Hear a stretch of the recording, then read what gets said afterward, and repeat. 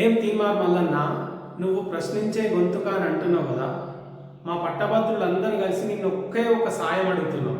ఏంటి ఆ సాయం అంటే, నువ్వు ఒకే ఒక్క ప్రశ్న ఈ ప్రభుత్వాన్ని అడిగే ప్రయత్నం చేయి. ఒక్క ప్రశ్న నువ్వు ఈ ప్రభుత్వాన్ని అడిగితే 1,00,000 మెజార్టీతో నిన్ను గెలిపించడానికి మా పట్టభద్రులంతా సిద్ధంగా ఉన్నాం.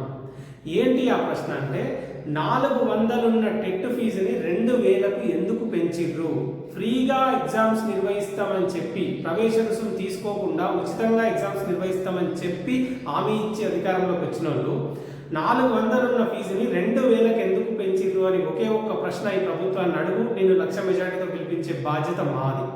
ఎందుకు అడుగుమంటున్నామంటే, పరీక్ష ఫీజు 400 ఉన్నప్పుడు కేసీఆర్ మీద రంకెలేసినావు, విద్యార్థుల రక్తం తాగుతున్నావు అని ప్రశ్నించినావు, దుమ్ము లేపినావు, దుమారం లేపినావు.